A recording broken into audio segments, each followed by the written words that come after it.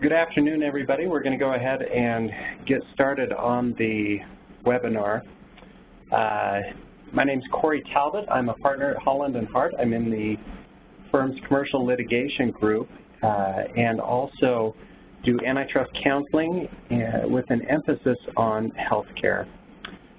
Today, we're going to be talking about some very basic issues of antitrust and how that works in healthcare. If you have questions, please feel free to submit them. You should see a chat or Q&A button on your site, and you can submit questions that way. Probably won't be able to answer questions during the presentation, but we'll email responses to any questions that you do have after the presentation ends. So let's go ahead and get started. Today we're going to talk about the basics of antitrust enforcement, and we're going to talk specifically about how that works in some of the areas of the healthcare arena where those have popped up fairly frequently in recent years. We're going to talk about group purchasing organizations, joint negotiating, boycotts, information exchanges, and those types of areas that antitrust issues have popped up in healthcare recently. So the first issue we're going to go over is who is actually looking at antitrust concerns in healthcare. The agencies are looking at these issues, and those agencies, the federal agencies that we're talking about, are the Federal Trade Commission, the FTC. The Federal Trade Commission has a group that's specifically tasked with addressing healthcare issues and concerns in healthcare markets. This group, over the last few years, has shown itself to be fairly skeptical of the trend that we've seen to consolidation in healthcare. And with the passage of the Affordable Care Act and with many of the programs that went along with that, a lot of healthcare providers and healthcare payers found incentives to consolidate their operations, to become more efficient, to take advantage of various provisions of the Affordable Care Act. The FTC, like I said, has been skeptical that those are always necessary and has been pretty aggressive in healthcare enforcement. The Department of Justice also looks at issues in the healthcare arena. One major difference between the FTC and the DOJ is that the Department of Justice has the potential, at least, to bring criminal actions. While it has this potential, that has not come up very frequently, happily, in the healthcare arena, but it is a focal point of the DOJ's antitrust enforcement. And a couple years ago, the DOJ issued what's become known as the Yates Memo, which indicated a policy by the DOJ that it would focus on individual criminal actions where companies have been violating antitrust laws. The rationale there being, quite simply, that if you threaten to put the company's CEO and CFO and other executives in jail, they probably won't be all that excited about engaging in conduct that violates the antitrust laws. State attorneys general are also focused on these antitrust issues. The enthusiasm that state attorneys general have in enforcing antitrust varies widely from state to state. A lot of the state attorneys general are very active in antitrust enforcement. Some are not, and join mostly in multi-district litigation addressing antitrust issues. But very frequently, state attorneys general will cooperate with the FTC and DOJ on antitrust investigations. And so it's important to keep that in mind as you are considering who is looking at antitrust issues. And finally, competitors and customers are also looking at antitrust issues. Private parties can bring antitrust litigation One major difference is that competitors and customers, as they look to bring antitrust litigation, have to worry about having the budget to do that. Antitrust litigation tends to be fairly expensive and complicated, involving a lot of moving pieces, and so competitors and customers do have the option and often will bring such cases when they are justified and when they believe they would be worth the significant costs associated with that type of litigation.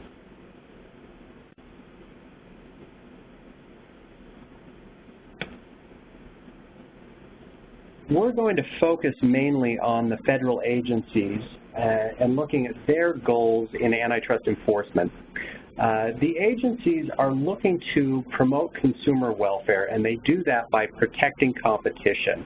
And when we talk about protecting competition, it's not necessarily the same as protecting somebody who is competing with other people or companies. An individual competitor may be inefficient, may have higher prices, may have lower quality products, may have less output than the market demands. And competition is designed, at least theoretically, to remove poor competitors and inefficient competitors from the marketplace. And so just because a particular competitor is impacted by one of its competitors' action doesn't necessarily mean that the action being taken is anti-competitive. In fact, it could be just the opposite, that through competition you're weeding out and removing inefficient competitors from the marketplace. And that dovetails with the goals of what good competition provides. It provides lower prices, provides better quality products and services, and provides more output where it's demanded in the marketplace.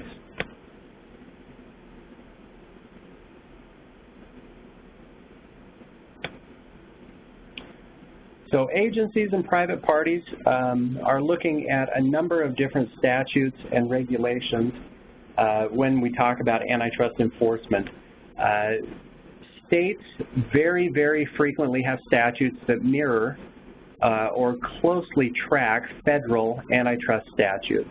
And so in our conversation today for the next 50 minutes or so, we're going to focus mainly on the federal statutes. Many states track those, some don't, and so you'll want to be careful to check the statutes in your own jurisdiction on state law issues, because while they do often parallel federal antitrust law, they can differ and often in significant ways. So let's talk first about the Sherman Act, which is our basic antitrust statute. Section 1 of the Sherman Act prohibits contracts or combinations or conspiracies among two or more separate entities that restrain trade and affect interstate or foreign commerce. Starting with these bullet points, last one first, almost all transactions will impact in some way interstate or foreign commerce. That element is very, very easily met, especially in the world of healthcare, where you have a lot of suppliers and payers that cross state lines. It's very easy to meet the requirement that a claim affect interstate or foreign commerce. Whether conduct unreasonably restrains trade is next, and that was a requirement that's read into the statute. The statute itself says that it prohibits contracts, combinations, conspiracies that restrain trade, which would include virtually every contract in the country, because when you buy something, you're necessarily taking that product out of the marketplace, and that would restrain trade. And so courts have very reasonably read in the requirement that this covers contracts that unreasonably restrain trade.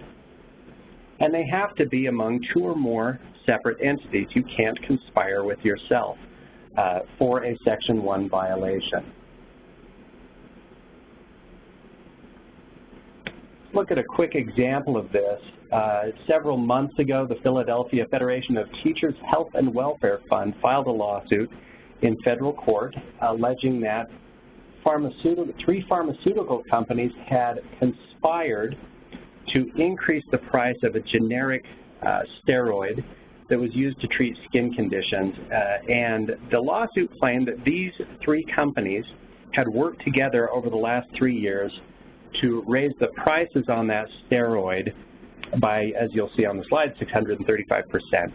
And that allegation that those companies had worked together to restrain trade for that particular product constituted a Section 1 claim. And that lawsuit is currently pending.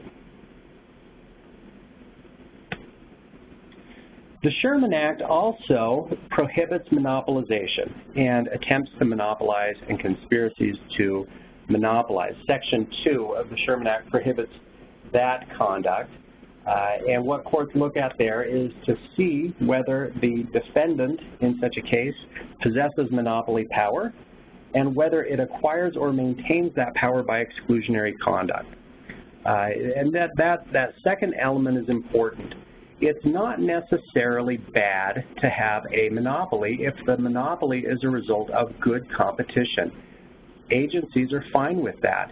If somebody is able to create a monopoly or an oligopoly because those people are very, very good at what they do and are able to have higher quality products with lower prices and more output than their competitors, that's a win for the marketplace. And so simply having a monopoly by itself is not a violation of the Sherman Act. The agencies do think, though, that courts are too lax in enforcing this. That's a concern, happily for us, though, that doesn't come up very frequently in the healthcare market. There are relatively few monopolization and attempted monopolization claims in healthcare. It doesn't lend itself well to the types of issues that come up in healthcare. So when we look at an example, we're going to step outside of the healthcare arena and look back at something that happened to Amazon a few years ago. Amazon.com was offering to sell books and was offering to do that below the cost that it was paying. And what happened was you had brick and mortar bookstores saying, that's a monopoly. They're charging these low prices. And then once we're all driven out of business, Amazon will raise its prices above the cost of well above the cost of the books that it's buying, so that it's making monopoly profits, and that's going to cause harm in the market. Now this is on its face, you can see the problem that these competitors have, where they are bookstores selling only books, Amazon sells a variety of products, and so Amazon could theoretically offset losses in its book sales by profits in other areas, doing that long enough to drive these people out of business and then raising its prices in the area of book sales. The problem with bringing a claim like that is that there are not a whole lot of barriers to enter the market to sell books. And so, yes, if Amazon drives other booksellers out of business, while it's doing that, customers are benefiting because they can get lower priced books than they would otherwise be able to get. And then after Amazon has driven some competitors out of business, if it does raise prices, new market entrants will be able to come in and sell books at a lower cost and thus correct any monopoly power that Amazon might have by virtue of its conduct. And so that can be a little tricky to prove that the back end of that's going to happen, that the alleged monopolist will actually be able to raise prices. And in this case, that was an issue that caused a lot of problems for these bookstores that were claiming Amazon was acting improperly. Let's move on from the Sherman Act, though, and talk a bit about another statute that is very important to the agencies, and that's the Clayton Act. The Clayton Act prohibits a variety of competitive misconduct. The first one we're going to talk about is Section 2. This has been modified by the Robinson-Patman Act, and most claims are called the Robinson-Patman Act claims. And that section prohibits price discrimination. And price discrimination is very easy to see. That's where you charge different prices for goods of like grade and quality that may cause competitive injury. While it's easy to set that out as a claim, it's very tricky in practice. And the reason is that there are a lot of exceptions to price discrimination claims, a lot of defenses that people can raise to price discrimination claims.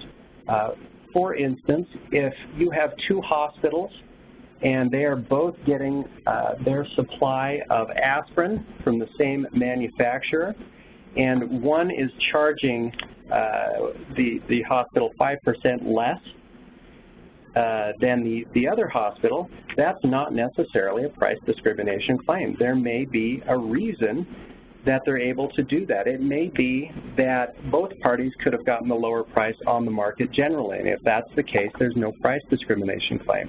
It may be the supplier was meeting the competition price offered to that hospital, in which case, likewise, there is no price discrimination. So there are a number of exceptions, and one that's important in healthcare especially is an exception for nonprofit entities. And that is that purchases of supplies by nonprofit entities for their own use are considered exempt from the Robinson-Patman Act. And so that takes out a lot of potential price discrimination claims. If you have a for-profit hospital that is being charged a certain amount, say for pharmaceutical products, and a nonprofit hospital is being charged, say, 50% of what that for-profit hospital is being charged, there still would not necessarily be a Robinson-Patman Act claim because of that potential exemption for nonprofit entities. And so, as a result, the Robinson-Patman Act is not commonly, it is on occasion, but not commonly a big concern in healthcare. Section 3 of the Clayton Act prohibits exclusive dealing arrangements, tying arrangements, requirement contracts. These types of arrangements, but not always. There's not a bright line here. That's only done where the effect of these types of arrangements is to substantially lessen competition. And let's give an example of that. Let's say that a hospital enters into a contract with a supplier, and under this contract, the hospital will buy all the surgical gloves that it requires from this supplier, and the question is, would that substantially lessen competition? The answer is probably not. There are probably enough suppliers of surgical gloves out there that they would be able to address any shortfall from this particular supplier. And so in a case like that, you would be very hard-pressed to successfully claim that there's been an antitrust violation. The next section of the Clayton Act that pops up very, very frequently, and this is an important one for healthcare, Section 7. This prohibits the acquiring stocks or assets, so this is really dealing with mergers and acquisitions that may tend to substantially lessen competition or tend to create a monopoly in a particular line of commerce. And the agencies have a lot of latitude here. This is an incipiency statute, which means the agencies don't have to wait and see if a particular deal actually did cause competitive harm. The agencies can go in before a merger or acquisition actually takes place and say, this is going to be anti-competitive, and so we're not going to allow this to go forward. They can do that by going to federal court, by instituting administrative action in the FTC, but this statute provides them with the substantive authority to do that and address anti-competitive mergers or acquisitions before they actually take place. Interestingly, there's also no time limit under Section 7 of the Clayton Act, and the agencies can challenge a transaction after it has occurred as well. This is what we saw in the St. Luke's case, which we'll discuss a little later. It's what we recently saw just last week. The agencies were involved. I believe the Department of Justice was involved in filed a lawsuit against the. I believe it was the FTC filed a lawsuit against a aviation fuel supply company 4 years after the merger had occurred. And the companies came back and said, wait a minute, we got approval from the FTC and DOJ for this merger. Why are you suing us now? The FTC's response was that certain documents weren't provided that would have shown that there really was an anti-competitive impact by the merger, and had that been shown years earlier, this would not have, the agency would not have permitted the acquisition or the merger to occur. So it can happen after the fact. It really is trying to unscramble eggs at that point. It's very messy and expensive, but it's a tool that the agencies have in their antitrust enforcement toolkit.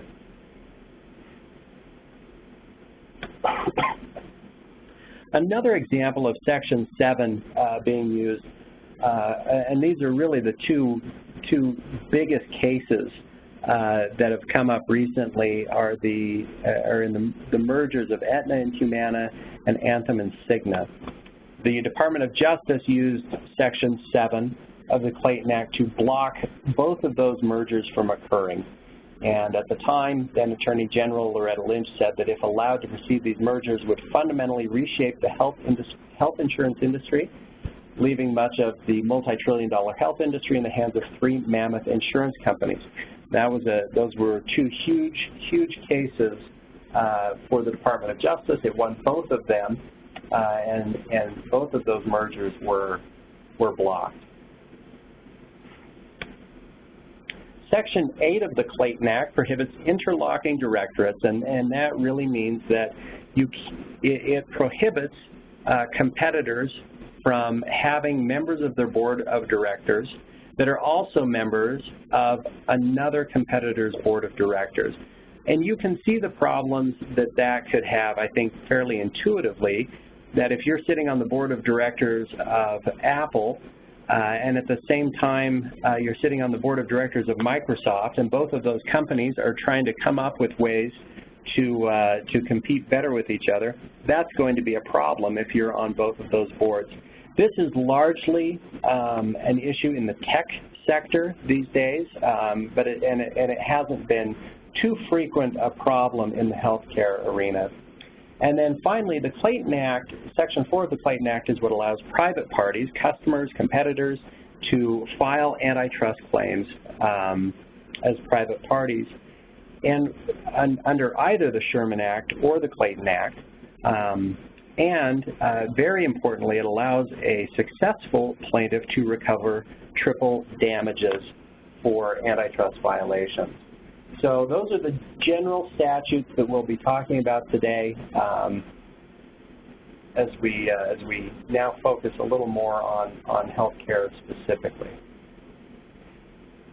Oh, I'm sorry, one more. The Section 5 of the FTC Act, this is what the FTC uses it prohibits unfair method of competition. It often uses this in conjunction with Section 7 of the Clayton Act. And the way the FTC uses this is as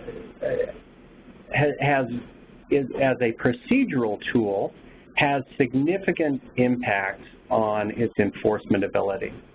What will happen is very frequently is that the FTC will file 2 actions at the same time if it is concerned about anti-competitive conduct or an anti-competitive merger or acquisition. The FTC will file an administrative claim within the FTC, and an administrative law judge would then decide the merits of the antitrust claim. At the same time, the FTC will file a lawsuit in federal district court asking the court to enjoin the transaction from occurring until the FTC administrative action has concluded. Now, the result of that is that what happens after that filing is that the FTC and the parties to the acquisition then usually have a preliminary injunction hearing in federal court to decide whether, in fact, the court should stop the transaction while the FTC administrative action is going on. As a practical matter, that's usually how the issue is determined. If the court allows the preliminary injunction for the FTC and stops the transaction, for the most part, that kills the transaction. The significant time and cost and uncertainty of going ahead with the FTC administrative action when your transaction has been put on hold until it's done is really not appealing to a lot of parties. And so as a practical matter, that ends these potential transactions that the FTC is concerned are anti-competitive. Now, that is the troubling point for a lot of commentators on that is you've got, as a practical matter, a very substantive issue being decided with very little notice for the parties, although in fairness, I think the FTC usually tries to work with parties or at least give them as much notice as they can that they have concerns with transactions before they file these, but sometimes they don't. And so you have a transaction where if in typical litigation you may have a year or two to get ready or longer to get ready for a trial on the merits of the antitrust claim. In a preliminary injunction hearing, you may have only a matter of weeks to prepare your case, knowing that if you lose your merger or acquisition is not going to take place. It tends to be a very hurried process in many instances, and there's a lot of concern about that. In fact, to the point where Congress has considered taking away that tool from the FTC's toolkit in antitrust enforcement and stopping them from being able to address mergers in that way. We'll see.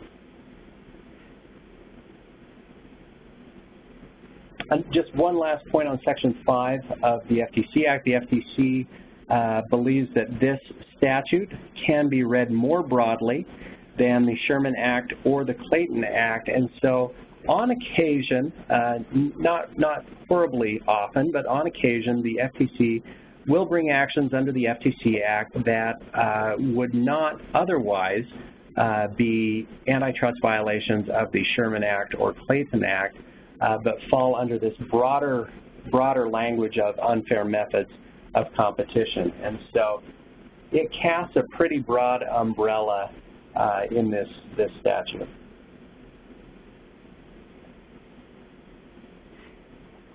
Let's talk about some of the key terms we're going to be using in antitrust, and these come up all the time, and so as we're going through cases, we're going to have a basic understanding of what these are. First is the market. Antitrust uses an economic definition of what a market is, and it says this is the area in which a firm or a group of firms can raise their prices profitably, okay? And by doing that, they would exercise market power. They have enough power in the market that they can raise their prices and make more money by doing that.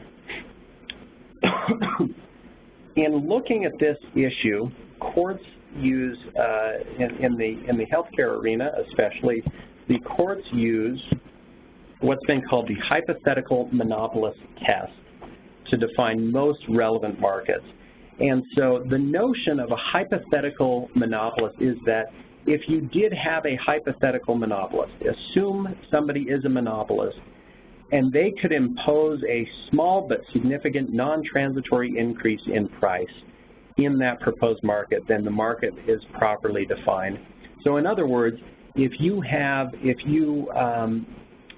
somebody who would have a monopoly in this market, if they can raise their prices and keep them raised for beyond just the time of, say, a sale, and this is, they raise their prices long term and customers don't leave that market but keep buying from them, then the market is properly defined.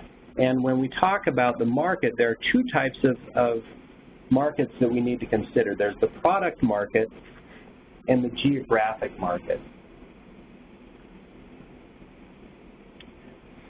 So the product market is where we try to figure out what products and what suppliers of those products compete to some substantial degree with the product in question. Courts look at a number of factors in doing that, and they want to see what products really are interchangeable in use. And so just as an example, this is a very broad and thus unrealistic example, but let's say that in a certain market you have two automobile dealers that want to merge. And those automobile dealers are mostly focused on selling four-wheel drive vehicles. And so you would look to see if those dealers merge together, what would they be able to do? Would they be able to raise prices on those four-wheel drive vehicles? Or if they did that, would people just not buy the four-wheel drive vehicles and just buy other types of automobiles? If people wouldn't, if people would keep paying higher prices for four-wheel drive vehicles, then you have properly defined the market as the market for four-wheel drive vehicles. And so a transaction that would allow somebody to raise prices would be anti-competitive. But let's say that if this merger went ahead and these two dealers now combined raised prices on four-wheel drive vehicles, and people, instead of buying those vehicles at a higher price, would just buy a two-wheel drive vehicle or an all-wheel drive vehicle or a motorcycle, then our market's defined too narrowly, and we can't just have a market for four-wheel drive vehicles. And so we would expand the product market, say, to all vehicles, four-wheel drive, two-wheel drive, all-wheel drive, and then say, okay, if they were to raise their prices on these products that they bought, would people go to other sources or not? And if they would, then we've properly defined our market. So that's the product market in a nutshell.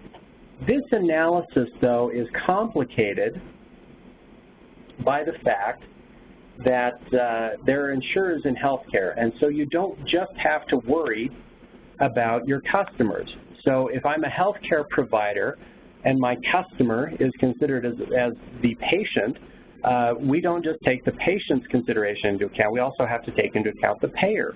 And so because you have payers and patients involved in healthcare, the analysis is somewhat complicated as we define the market, and especially the product market.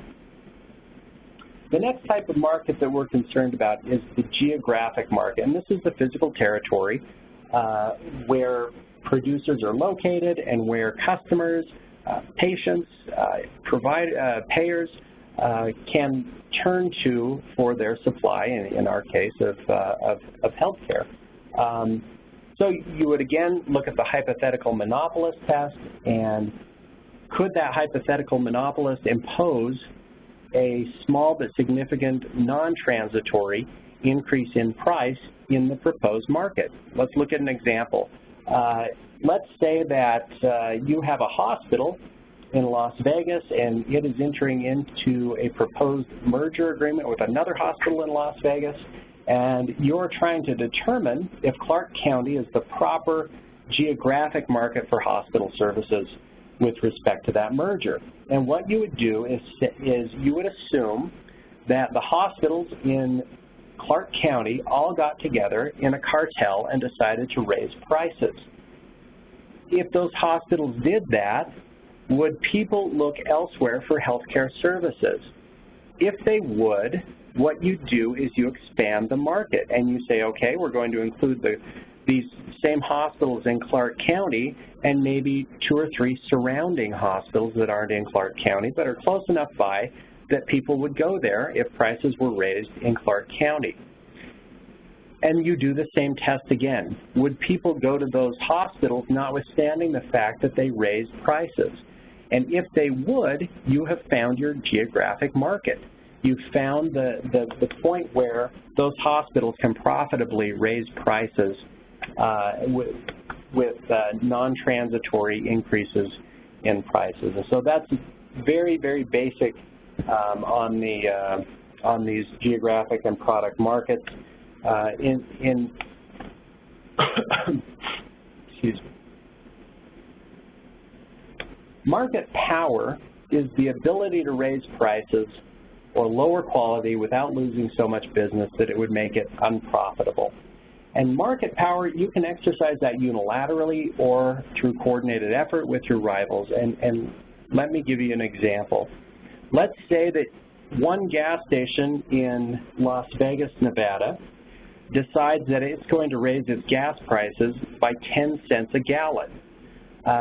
The likely outcome of that is that this gas station is going to lose business because it's probably on a corner and there are probably 2 other gas stations on the other corners of that intersection.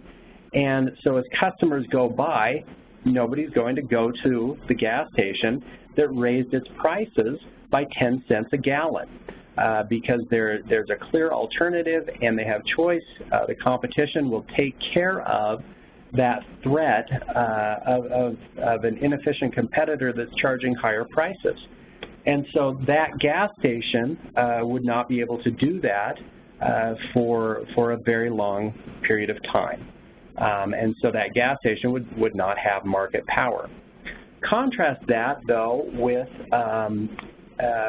an experience that I ran into last weekend when I went down to Moab, Utah to go mountain biking. And as I came back from Moab, which is about 20 miles from I-70, there's one gas station at the on-ramp to I-70. And there are no towns within 20 miles in any direction. That gas station can raise prices. It did. It charged $2 a gallon more than any of the gas stations in the surrounding towns. That gas station has market power.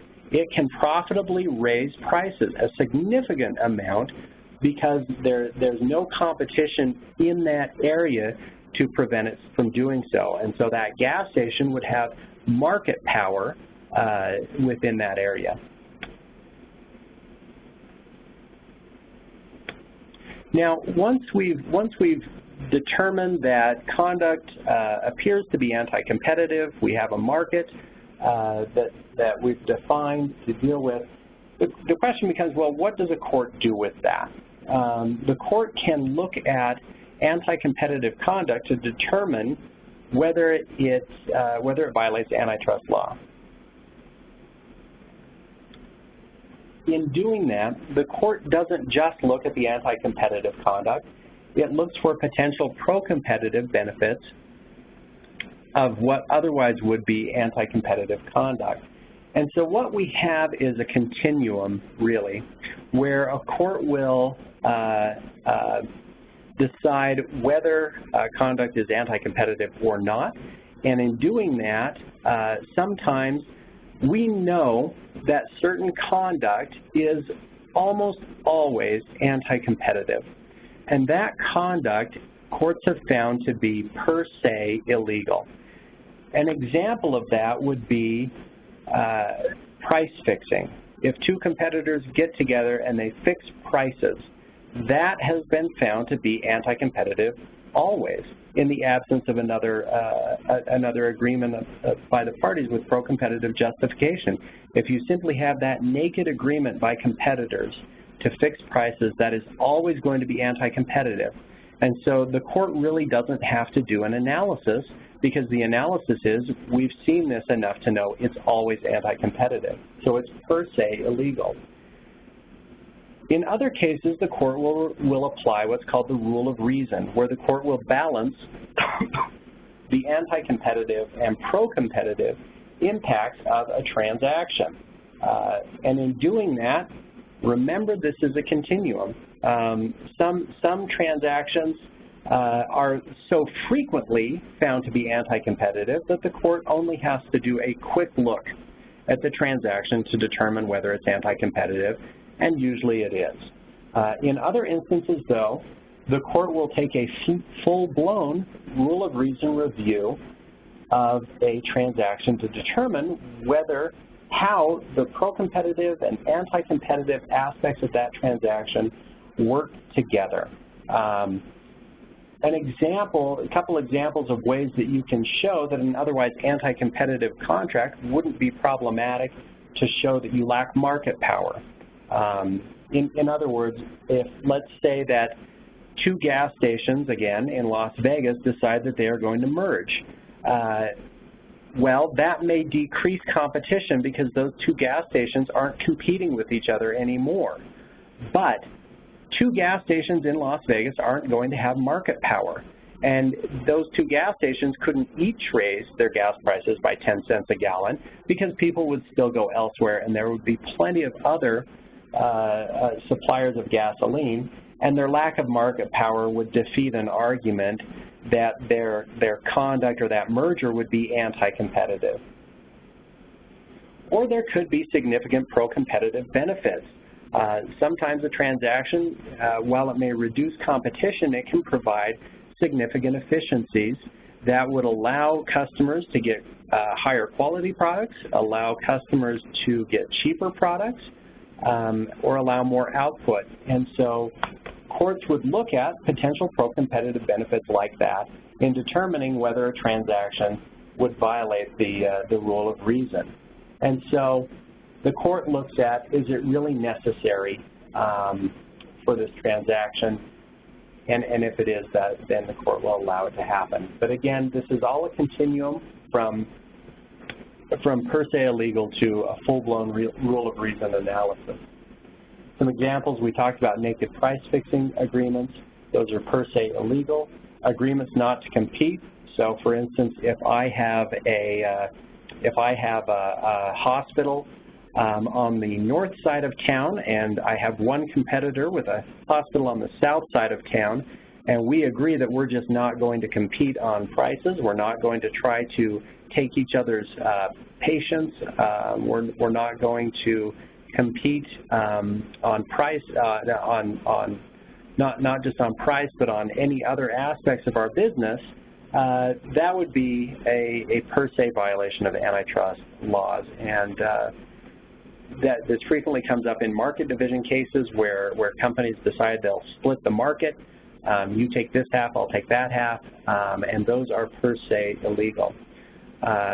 Rule of reason, though, you look at, for instance, supply agreements. If you have an exclusive supply agreement with a supplier, while there are anti-competitive aspects to that, there could very possibly be pro-competitive aspects to that that allow the transaction to proceed because of the benefits that it has for the marketplace, more efficient, more timely, things like that.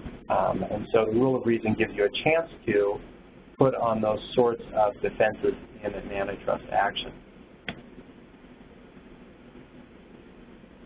One area where the agencies have been very active is in looking at joint ventures.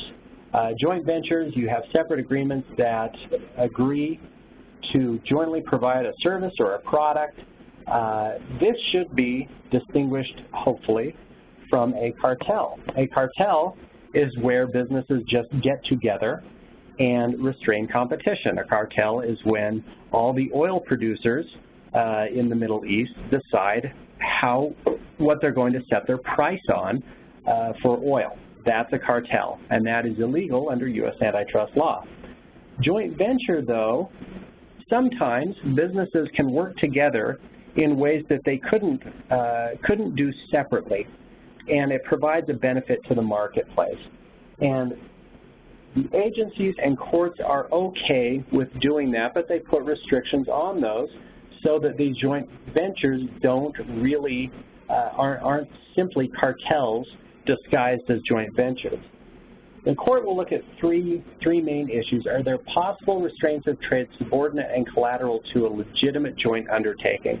Is it really a joint venture, or is it just a cartel, or is there some need that requires you to enter the joint venture? And that's the second point.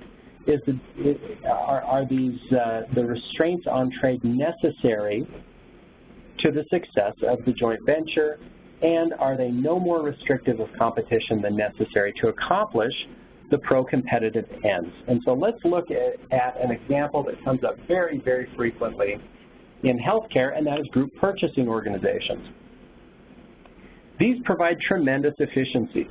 Participants can get volume discounts, reduce transactions costs, access to consulting advice that may not be available to each participant on its own. And so there are very, very significant pro-competitive benefits to healthcare providers to enter into group purchasing organizations. The agencies recognize this, and they have provided a safety zone for group purchasing organizations, saying if your purchase is less than 35% of the total sales of that product or service in the relevant market, and it's less than 20% of your total revenue and each of the other participants' total revenue, you're safe. And we won't even look at that as a potential antitrust violation.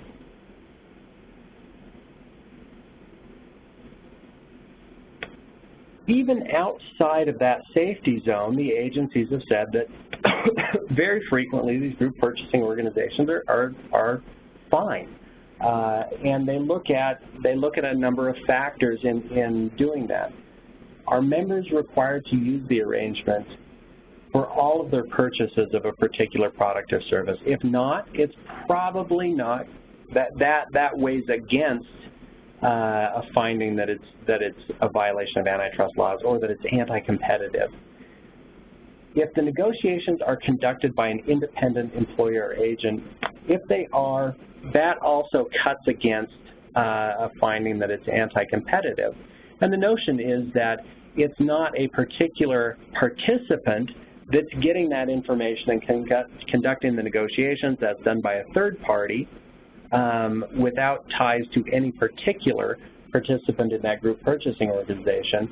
And then finally, if communications between the group purchasing organization and each individual participant are kept confidential, that also favors a finding that this is not anti-competitive, because the parties are keeping that information separate, information that may give them a competitive advantage over their competitors who are part of this joint venture is kept from them. And so because they don't have that, the anti-competitive risk is very low, and transactions like that would be okay. And so as you're looking at your group purchasing organization, the risk really is pretty low.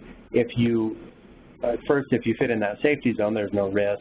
And then even if you're outside of that safety zone, you can take steps to keep that group purchasing organization safe so that you're not going to run into antitrust problems just because you're outside that safety zone. So stepping back and looking at how the antitrust agencies are prioritizing their enforcement, over the last few years they've emphasized a number of industries, and healthcare and pharmaceuticals are frequently at the top of that list in agency presentations on their priorities. The reason that healthcare is targeted is because it's not especially competitive. You have insurance players in the healthcare arena, and that's different than, say, the automobile dealership market or the gas station market. They don't have insurance companies that pay for gas or pay for cars. It's directly with the consumer. The consumer and the payer are the same person. And so that complicated element of the healthcare market raises extra scrutiny for the government agencies. In addition, you have asymmetrical information. The fact is that most patients do not have the same information about healthcare decisions, economic decisions regarding healthcare that they would in other fields. Again, you look at car buying as an example. Consumers have significant amount of information about the economics of car buying that consumers typically don't have in the healthcare arena, and so as a result, you have increased scrutiny from the agencies. Another thing that plays into this is really the passage of the Affordable Care Act. Really plays heavily into this. Prior administration's twin goals were healthcare reform and antitrust enforcement. At the executive level, those were key focuses for the prior administration. And that has created some tension. Antitrust review of healthcare arena is up as providers, as payers look to consolidate and become more efficient so that they can take advantage of provisions in the Affordable Care Act. So much so that the former chair of the FTC said that antitrust enforcement in healthcare is one of its highest priorities. Now we're in a bit of we have a bit of a rudderless ship with the current administration, as the current administration works to get its nominees in place for the chair of the FTC, for head of the antitrust division in the Department of Justice. Those agencies have sort of been on autopilot during this time, and things have continued pretty much as it was under the prior administration, with one issue that there's been tremendous turmoil, turnover, perhaps turmoil within the agencies, and so the lack of staffing has caused significant enforcement issues on antitrust issues. But from a policy position, the agencies have moved ahead pretty much as they were moving under the prior administration. We'll see how that changes over the next couple months as these new appointments get in and get to put their mark on the agencies and where they're going. So in the healthcare field now, and for the past several years, healthcare providers frequently have looked to collaborate to level the playing field with dominant insurers. While we did see the two earlier mergers with Anthem and Cigna and Humana were shot down, that really prevented a move from 5 dominant insurers to 3 dominant insurers in the nation. And so you still do have dominant insurers that providers are looking to negotiate with. And collaboration, consolidation allows providers to somewhat level the field as they negotiate with those dominant payers, and to take advantage of the financial benefits offered by the Affordable Care Act that providers get. For instance, you can reduce Medicare expenditures by certain collaborative efforts, and by doing that, you've created some tension. For example, the Affordable Care Act provides financial incentives to affordable care organizations. The upside, so if you do it right, you're going to lower health care costs. Downside, it does raise the specter of antitrust issues. And this has been fleshed out a little bit more, and I think the agencies have provided pretty good guidance on this, but it's still early enough on that there are some specters of antitrust issues as providers look to form these affordable care organizations. The former FTC commissioner, interestingly, said that the goals of the Affordable Care Act and antitrust enforcement are aligned and that they're compatible. And I think it's an interesting question to push back and say, really, is that really true? There are significant financial benefits to consolidation under the Affordable Care Act that at least frequently, as providers have looked to take advantage of those, have run afoul of antitrust laws. Now, there are ways to work around that, but I think the policy behind the Affordable Care Act really does seem to create some tension with the antitrust laws and antitrust enforcement. Another wrench that gets thrown into this tension very frequently are certificates of public advantage. And what's happened is this: as hospitals particularly have looked to consolidate and merge to take advantage of efficiencies in having a larger hospital system,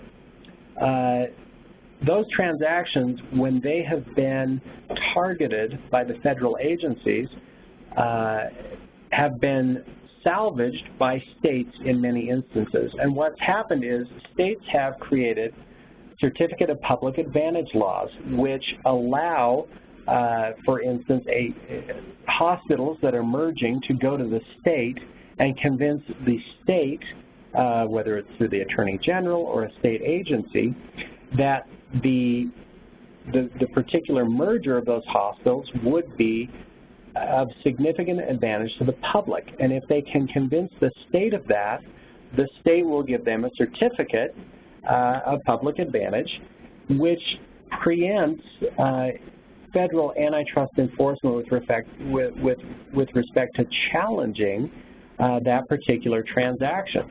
The FTC has been very, very outspoken in its criticism of the Certificate of Public Advantage laws. It says they're misguided. It says they play to local politics to the harm of consumers, and in this case, patients.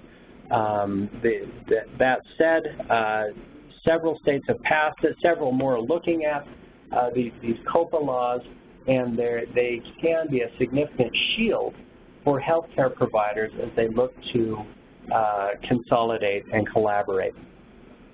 There is quite a bit of guidance, though, that the agencies give in the healthcare arena. Generally, they have horizontal merger guidelines. They have a number of policy statements that they have put out that deal with, for instance, Medicare shared savings plans, a lot of guidance. One that I want to talk about briefly is the Statement of Antitrust Enforcement Policy in Healthcare, which talks about a number of antitrust issues. For instance, information exchanges. The policy statement provides a safe harbor so that providers can exchange information. And the scope of the safe harbor really depends on the sensitivity of the information. So for instance, if there's pricing information that's being shared, the agencies have said, we'll give you a safe harbor to share information, provided that it is, one, managed by a third party, so not managed by one of the parties to this information exchange. Two, it's more than 3 months old, so it's not current pricing information that you're sharing with a competitor. And three, that it's aggregated. And the aggregation requirement is really this: you have to include enough competitors, and none of them is big enough, more than, say, 25% of the market, so that you can combine all the data, aggregate it, so that you can't tell what any particular competitor is doing. That allows you, though, to exchange information and get a good understanding of where prices are, have been, and maybe give you some guidance about where they're going, and still not run afoul of antitrust enforcement agencies. Finally, or not finally rather, but one area that has been interesting in the healthcare arena is the focus on vertical acquisitions. And these are acquisitions where the parties are not competitors. Now, frequently you'll have, for instance, hospitals that merge together that were competitors and are now part of the same hospital system. Those are horizontal mergers. Now we're seeing more vertical acquisitions where, for instance, a hospital will acquire a physician group. Hospitals and physicians typically don't compete, but this has raised some concerns.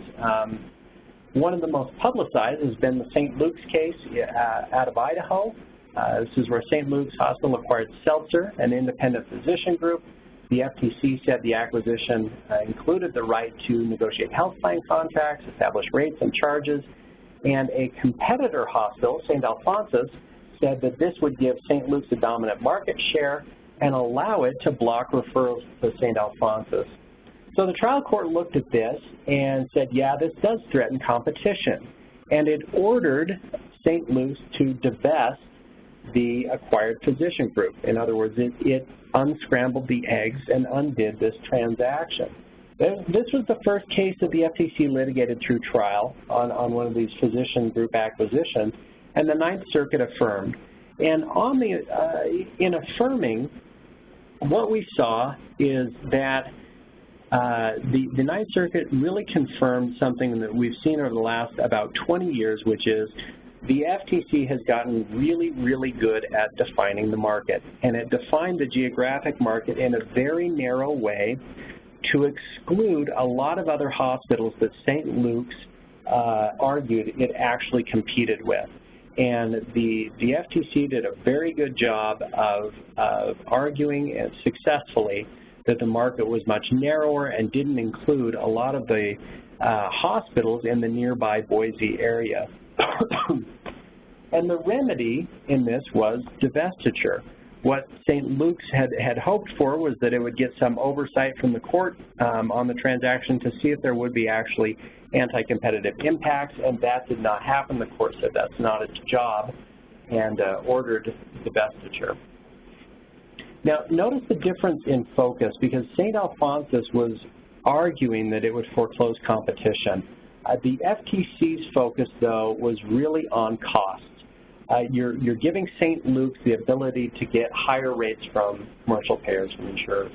So that's the FTC focus is on the cost of it. It's concerned about reduced competition in that hospital services market. And again, I think a key takeaway from this is how you define the market will probably make or break your case. If you as a plaintiff or the agency as a plaintiff can get a market that's narrowly defined, you're in very good shape. If you as a defendant are successful in getting a broader market, you're probably in pretty good shape. And the reason I think is fairly intuitive, which is if you're part of a larger market, what you do with your prices, if you raise them or lower them, it's probably not going to have as big an effect on a market that's, say, the market of the entire state of Idaho, as it would if your market is just one small valley outside of Boise, Idaho. And that was the case in that case. Finally, let me just wrap up. I know we're a little bit over time, so let me just wrap up very quickly by talking about boycotts, because this comes up frequently in the healthcare arena. We have an agreement among competitors not to deal with each other or with, not to deal with a particular competitor, with certain customers or suppliers. Those types of agreements can be per se illegal, and that the three areas where those have been found to be per se illegal is if you have an agreement among competitors to deny another competitor access to a particular supply, facility, or market necessary to enable the boycotted competitor to compete, that's per se illegal. If there's an agreement among competitors to boycott a competitor or customer when the boycotting competitors possess a dominant position in the market, that's per se illegal. And finally, where competitors refuse to deal with a specific customer or group of customers unless they will pay a certain price for a good or service, that is also per se illegal. A lot of other times this will pop up in healthcare, and challenges have gone from per se illegal to that's just fine. But these frequently come up in denial or termination of staff privileges, efforts by healthcare providers to stop entry of managed care programs into a market, efforts by healthcare providers to influence managed care programs to increase reimbursement levels, exclusion, expulsion from membership in medical associations, exclusion or denial of health from participation of healthcare providers in prepaid health plans, ethical prohibitions that restrict the scope of medical practice, denial of accreditation or certification. All of these areas you have potential issues with boycotts come up, and so those can range from per se illegal to rule of reason, and they're just fine, but you've got a lot of areas where boycotts come into play, and unfortunately very little bright line law. Well, a lot of bright line law, but not a lot of bright line application to any particular fact scenario. And then, sorry, this really is finally joint negotiations. Oftentimes physicians will, for instance, will want to negotiate together to take advantage of having a larger size and hopefully level a playing field with a particular supplier. And the agencies have provided guidance for joint negotiations. There has to be some shared financial risk, and also the agencies will look at whether there is clinical integration among the physicians. But if you don't have either of those and you're engaging in joint negotiations, you've got antitrust problems. So takeaway from this, unfortunately, antitrust law is very fact-specific, and so it is very frequently hard to say that conduct does or does not violate antitrust laws because it is very much, and in very many instances, a balancing test of the pro-competitive and anti-competitive impacts that a particular transaction or conduct will have. The agencies, though, are going to focus on protecting and encouraging competition with an eye toward cost. And for the foreseeable future, that's going to be the case in healthcare. If you do have questions, feel free to send them on the Q&A or the chat.